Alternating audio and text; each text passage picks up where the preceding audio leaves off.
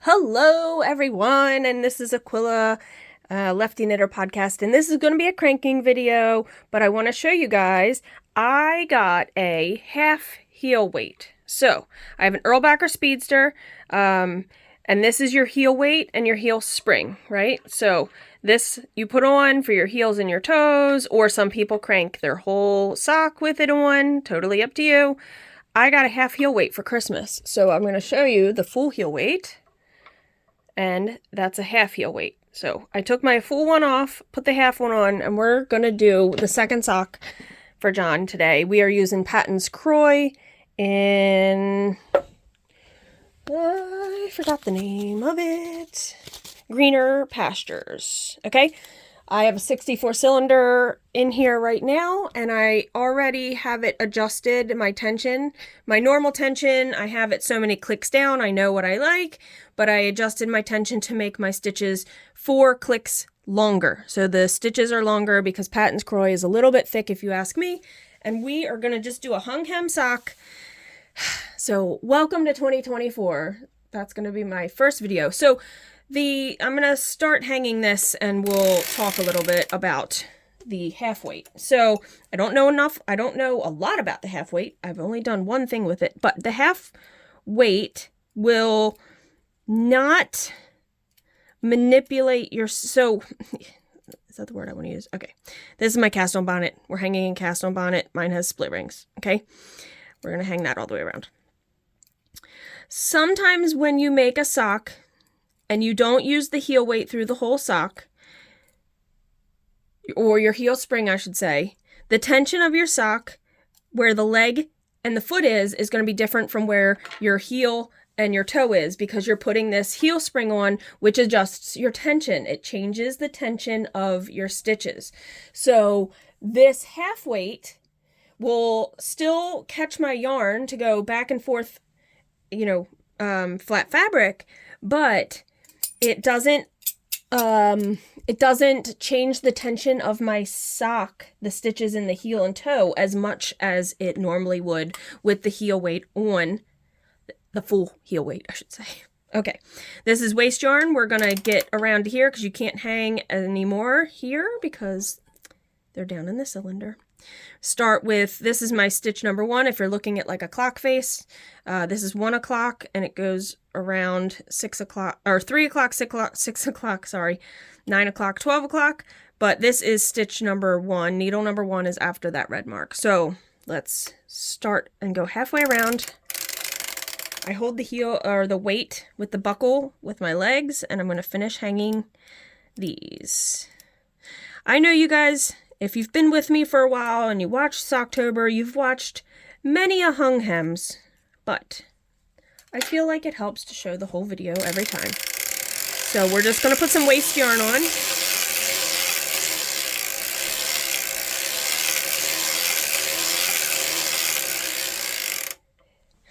I try to explain every step, so even if you're a newbie or you're experienced, I try to say every step because it is helpful.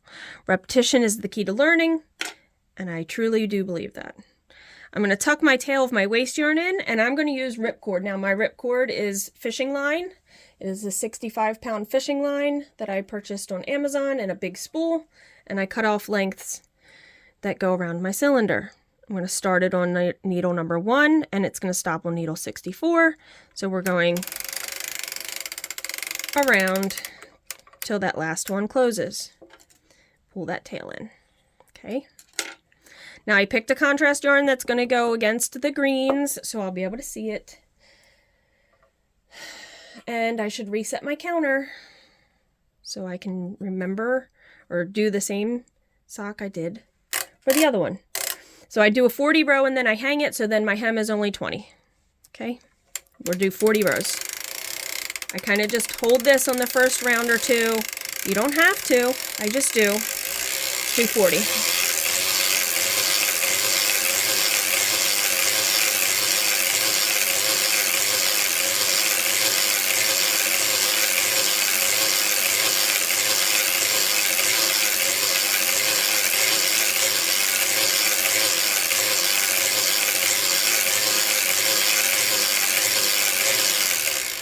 stopping at 6 o'clock or the front. I'm going to do my heel in the back of my cylinder. You can do your heel in the front of your cylinder. You can do it, or sorry, we're not doing the heel. I apologize. Oh my goodness, I'm getting ahead of myself. I'm stopping so we can hang here. Okay, you can go a little bit further, but you want to make sure that you can start on needle number 1. It's easy to remember and find it based on your tails. Okay, sorry, I got ahead of myself. We're not doing that, but either way, when we get to that information, you can do a heel on the back or the front or the side. It doesn't matter, however you have it set up, okay? So, you're going to fold this fabric into itself, being careful not to lift it too much or be too rough with it, because you could potentially knock stitches off of the needles. That can happen. All right. So, it's easy to find my stitch number 1 because of my tails. I'm going to take my pick tool and I'm going to start on number 1 and go around. Oh, I didn't get all of that. There we go. Now, like I said, Patons Kroy is a little thicker, so I did adjust my tension. It's always good if you've never cranked with a certain yarn before and you're not sure, just do a sample. You don't have to go crazy. You can put your bonnet on and then crank, you know, an inch or 2 worth of fabric. You don't have to cut it. Well, that is one thing. If you don't have a slotted yarn carrier, it makes it harder. So if you don't have a slotted yarn carrier, you could possibly have to cut your yarn. Some people like them, some people don't. Again, there's lots of preferences to having machines and tools and methods of doing things, okay? So my way is not the right way. My way is not the wrong way. My way is just my preferred way. And I just want everybody to realize that, you know, you can go and get advice if you're struggling, if you have questions. There's lots of groups on Facebook. There's lots of people on Instagram. You can easily join one of the groups. I think I'm in like 2 or 3 groups on Facebook. And it can get a little overwhelming, don't get me wrong. So I always try to read the comments first to see if somebody has given my answer already, the answer I would give. And if they haven't, then I'll answer. But if they have, sometimes I'll just say, oh, comment on that person that I agree with and say, I agree with this answer. And, you know, maybe my reasoning why.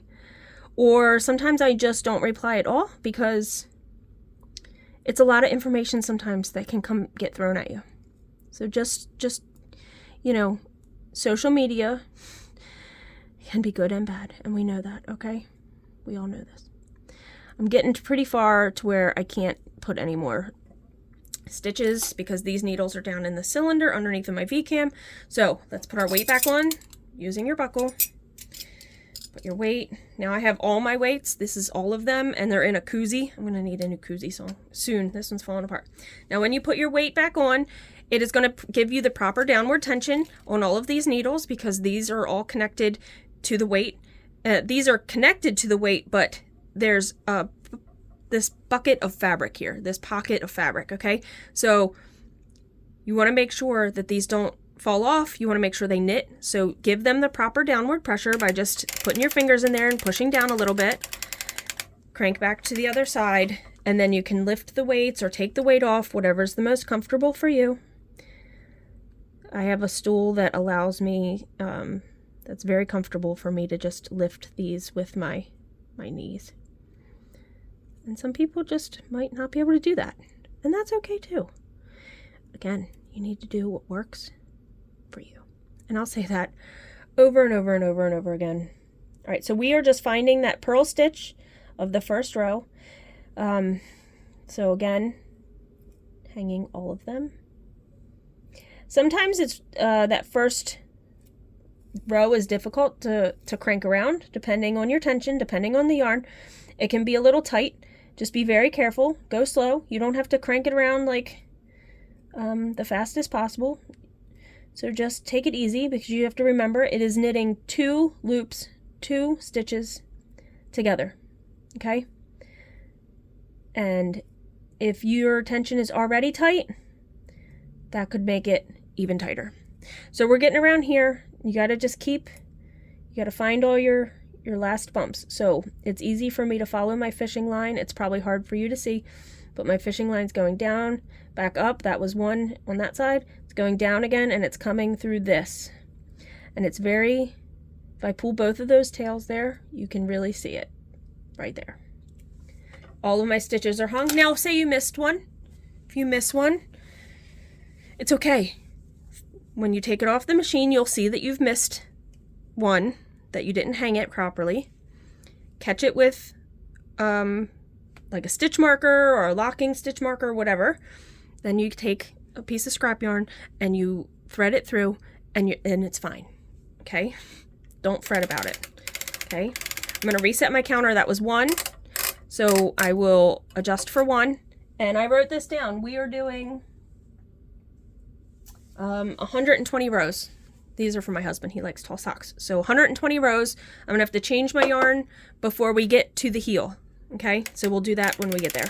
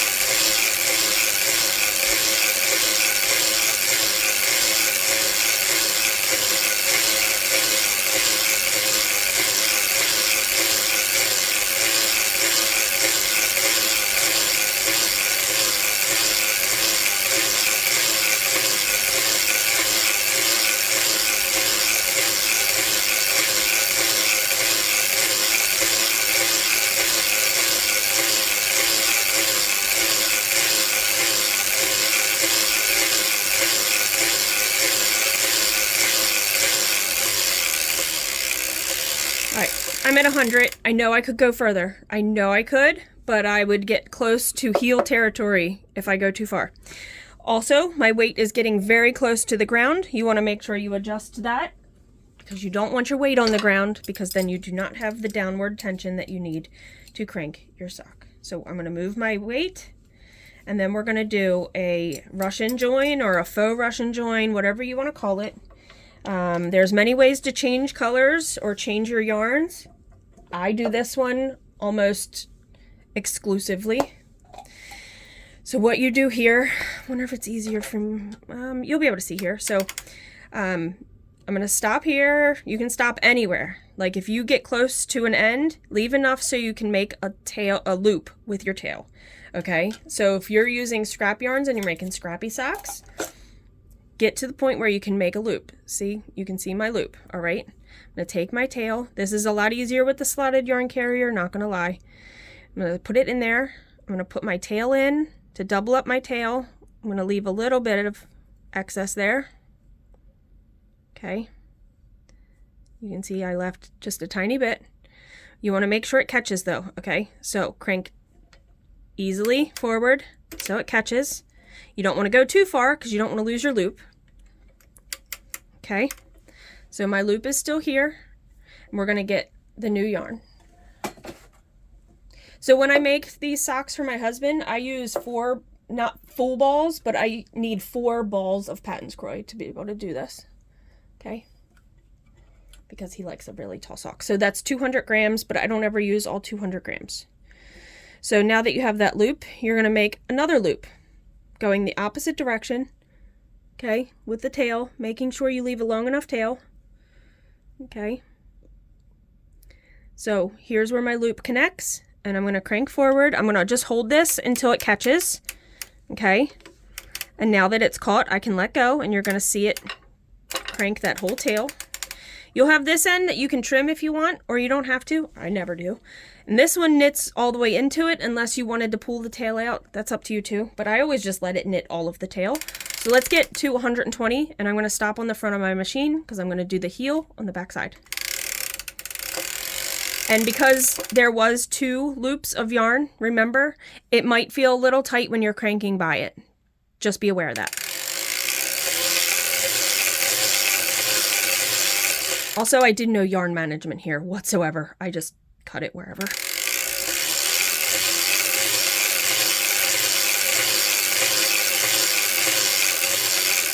right, we're at 120. We're going to do a heel. So heels you can do deep, you can do half-half, you can do them however you need for the person you're making them for. This is your crescent tool. This helps you lift up multiple needles at one time. And I'm going to do a half-half with one extra. So it's not really a deep heel because it's only one extra, but I do this because I like the look of it. So now that I've done my one down on each side, I'm going to crank to the back. Okay, now my yarn's in the back, and what you need to do next is put on your heel spring. If you don't put on your heel spring, this is what your yarn does. See this? It will never knit because it's no tension. The heel spring puts the tension on your yarn. Now my heel spring, remember, is only using half of the weight. So I do keep a better eye because sometimes I feel like it's not heavy enough. This is very new to me, so just so you all know.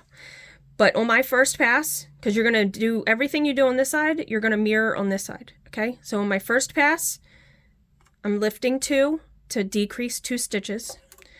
And you can see that the heel spring pulls up that tension and it knits it, okay? Lift 2, I'm mirroring what I did. From here on out, I'm only going to lift and decrease 1 stitch on each side. And I'm doing that on the side that the yarn is coming from.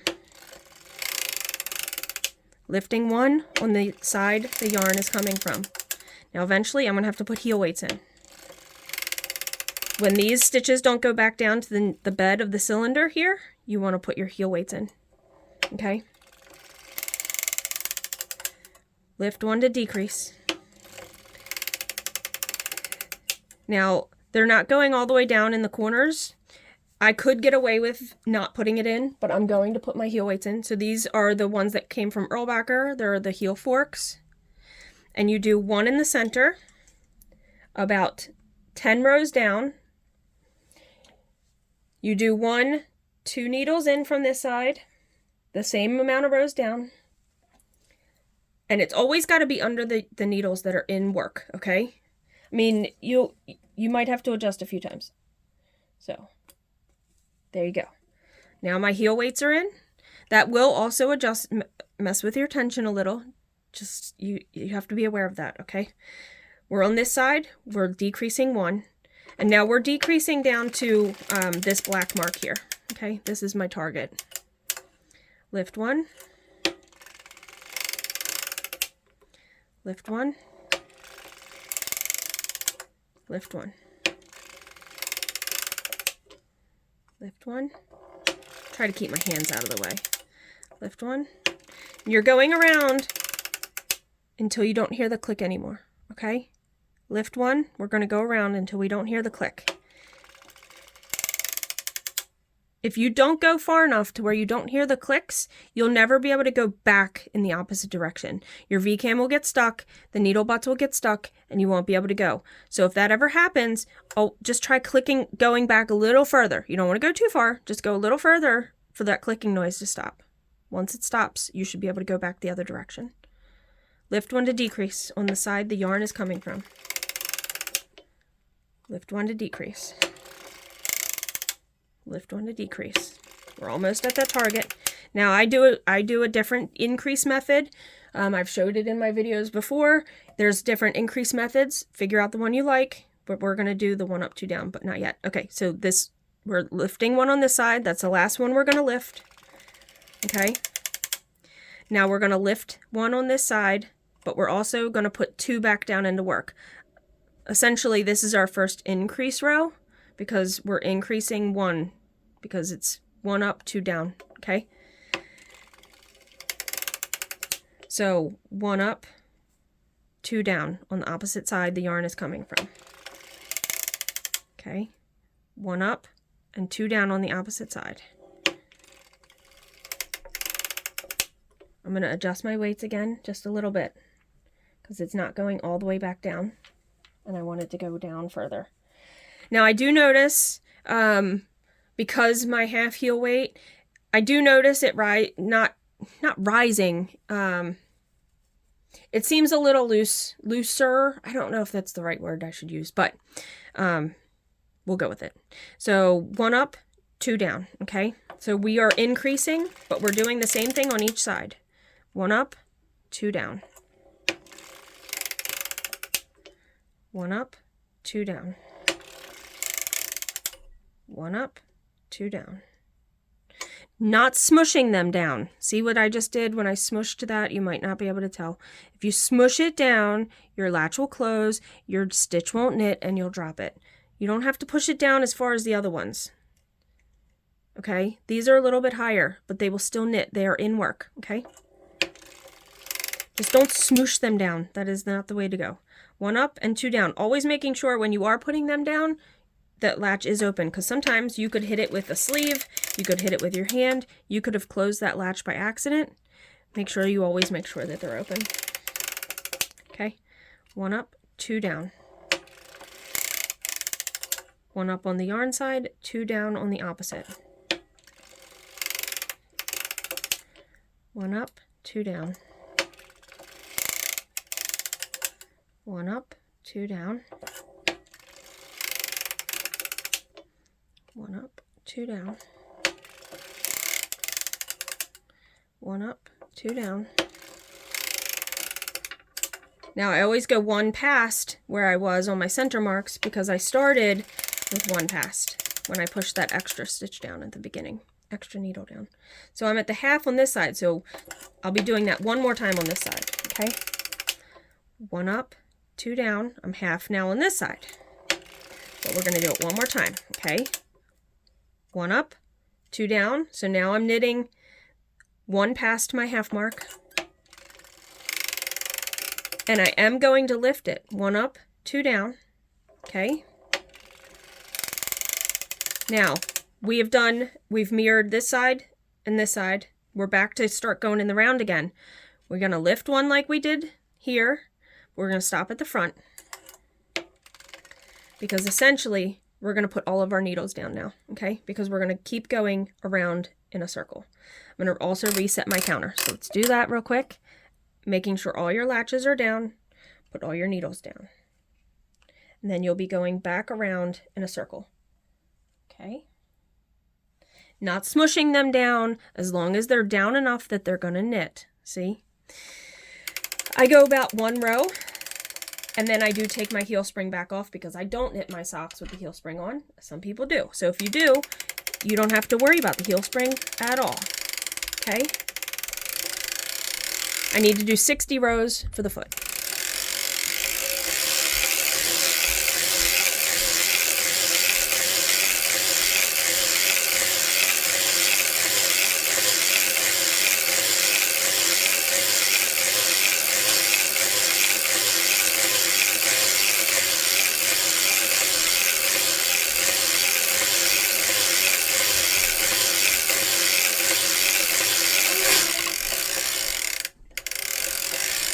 Pause 1 second.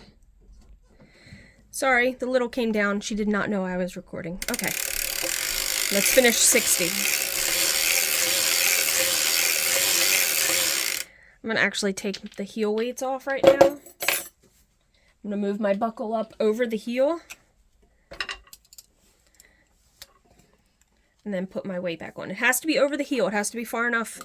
You have to knit far enough that you can put the buckle over the heel, because if not, you won't get these stitches properly with the downward tension, okay? So let's go back to 60.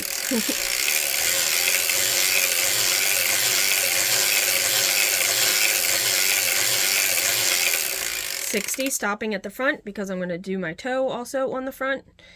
I could do it on the back, that way when I Kitchener, that wouldn't interrupt the stripes, but my husband does not care about that. So on a toe, you always do half-half. Whatever the cylinder is, it doesn't matter, it's a half-half. You don't ever do more or less on a toe. I mean, I guess there could be instances, but I don't know of any. So half is out of work and half is in work, because essentially all the stitches we're going to do essentially what we just did. A heel, make that pocket of fabric, and then you're going to have all these stitches here that you're going to connect to all these stitches with a Kitchener, okay? All right, so crank to the back side and you'll engage your heel spring. Now I didn't put the 2 down like I said, and on this I only do 1 up. Okay, so I'm going to do 1 up to decrease by 1, and I'm going to mirror that on the other side. 1 up. 1 up. 1 up. 1 up. 1 up. 1 up. Sorry if you can hear, my kid is typing on the keyboard behind me. I hope it's not loud. All right, I'm going to put my heel weights in only because I noticed a little bit that it wasn't going all the way down on the sides, and I just want to take precaution before I drop a stitch where you're decreasing or increasing, because those are the hardest to fix. Just so you know, they're the hardest ones to fix. We're decreasing on the side that the yarn is knitting from. Lift 1. Lift 1. Lift 1. Oh, did you see that? It was not... That is the problem I have noticed with the heel weight. See how it's a very big loop. Hayes, can you not, please? I just don't want it to be loud on the video. Sorry. It's okay. I'm just going to pull that little loop in a little bit by pulling all of these. I did notice that I have to keep an extra eye, because sometimes I feel like the heel spring does not, it's not enough weight, and it might differ with different yarn. Now with the Kroy, maybe because it's a little thicker, it just doesn't seem like it always, I don't know. I'm not quite sure. My theory could be completely wrong, okay? I just tightened that up a little because it was a little loose and I didn't like it. So yarns on this side, we're decreasing 1. Let's keep an eye on the yarn. All right, we were good. All right. I don't know if people like the half heel weight or don't like the half heel weight. I haven't seen enough people talk about it. Okay, we are still decreasing because I'm decreasing to my target. So what I mean by my target is I'm gonna, if you're hand knitting a sock, you leave so many stitches for the toe, okay, or for the heel. So I'm gonna leave 1, 2, 3, 4, 5, 6, 7, 8, 9, 10, 11, 12 stitches for my toe. So essentially it's a 64 divided by 2, that's 32, and then 12. So there's 20 stitches left. So 10 on one side, 10 on the other. Now if we count them, let's make sure that's right. 1, 2, 3, 4, 5, 6, 7, 8, 9, 10. Yes. So it's 10, 12, 10. You could make it smaller. You could go smaller. But I like it at 12. So again, you need to mark your cylinder for what works for you, and make socks for what work for your people's feet. We're still decreasing. Sorry, we've been decreasing for a while now. Okay, lift 1. Oh boy, that definitely fell out of the carrier here. Okay, that's better. Let's see if it knit. Okay, it did knit that stitch. I was a little worried it wasn't going to knit that, but it knit. Okay. So this is where I am not sure if I love the half heel weight yet or not. Let's adjust our heel weights here, our forks. All right, this is going to be the last one, and I'm going to do the same increase as I did for the heel. So we're going to do the 1 up and 2 down method, okay? 1 up, 2 down, making sure your latches are open. 1 up, 2 down. Now I'm being like extra eagle eye over here about that. Although I've noticed it more on this side, so now I'm not quite sure. 1 up, 2 down.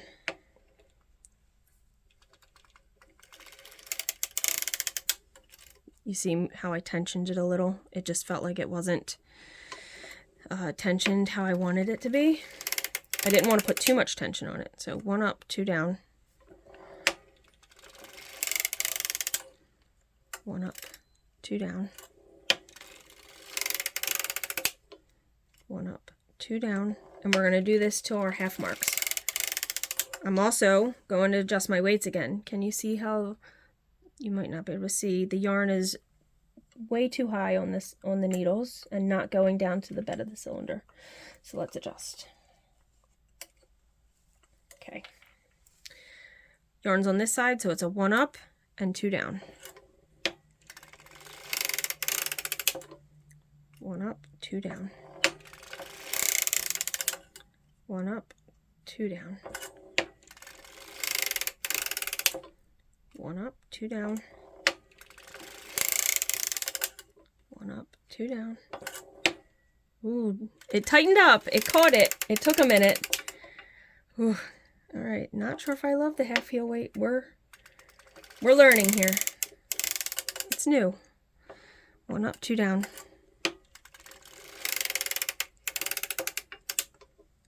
1 up, 2 down. I missed something. I think. 1 up, 2 down. No, I didn't. Okay, I'm good. All right, this will be our last pass. I'm not going to lift this one. We're on the last pass. These need to stay down because this is part of the 32 that's going to get Kitchenered. So don't manipulate these. Put 2 down. Okay? Then we'll have even again, red to red.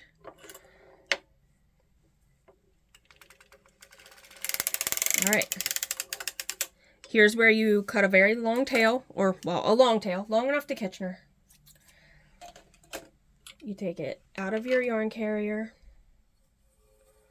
You tuck it into your cylinder. Grab some waste yarn. That's another color. That's easy to see. So when you Kitchener, you'll be able to see it. I did pink. All right. I tuck that down in. I put it between the last needle, the last needle knit and the first unworked needle. And then I bring my yarn carrier to the front, or to, sorry, close to where the last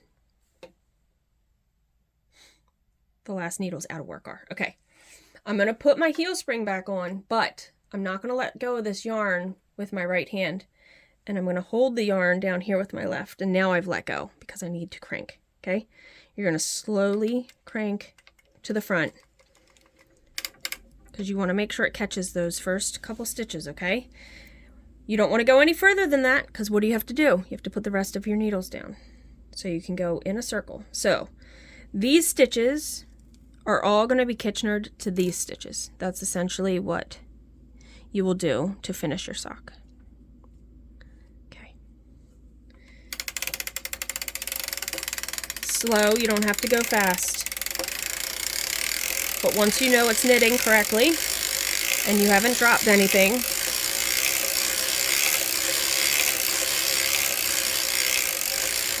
and I reuse my waste yarn, so they're like these little balls. And I always have to undo that little end bit. All right, I'm not gonna go around again. I'm just gonna leave that tail and pull it into the machine. Okay, pull it in, put your tail in, hold your weights. Crank your project off. If you don't hold it, it'll just drop on your feet and that'll hurt. Let's take all these weights off and I'll show you guys what we got going on here. I wish I had another sock down here to show you the difference of the heel. It's okay though. All right, let's lift you up here so I can show you. All right. So you have the bonnet, cast on bonnet, you have waste yarn, you have the fishing line, and here's where the ends were. So we're going to go to the opposite side.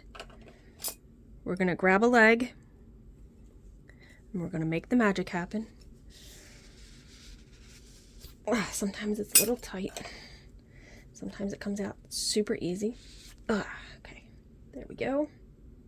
And voila. Now here's where you would know if you dropped to that stitch, okay? You would notice it here. It would be one of those stitches where the doubles are, all right?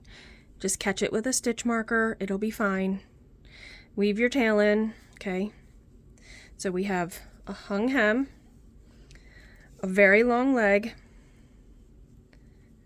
We have this heel that is the tension, you see there's like kind of spaces there because it's not pulling it as tight, okay? So, but the tension in the leg is close to the tension in the heel at this point.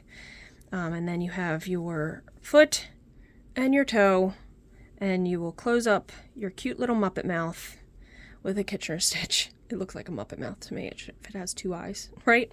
So you'll close that off and you'll have a pretty toe. All right? And then you'll take your waist yarn off. There you go. A hung hem, very long boot sock using the half heel weight. Let's see. This one, let's see if you can tell the difference. I think you can. Let's put you back down into the light. I kind of have this sock here that I've never made the match to. Okay, so here is tension without a weight on it, okay? And here's how the tension differs with the full heel weight on. It's a pretty big difference, honestly. So I hope you can kind of tell that in here. And to me you can really tell, but you might not be able to tell on camera. But these stitches are much tinier than the stitches down here, okay? So that's what the full weight will do. Now, if you crank your sock at a tighter tension, you might not notice as much of a difference. Or if you crank the whole sock with the heel spring on, you won't notice a difference between your heel and the rest of your sock, okay? So I wanted to try the half heel weight because I wanted to see what kind of difference it made. And so there you go. You can barely tell, I think, the difference in the tension. It's a lot harder to tell. All right. Well, happy cranking, y'all, and I'll see you in the next video.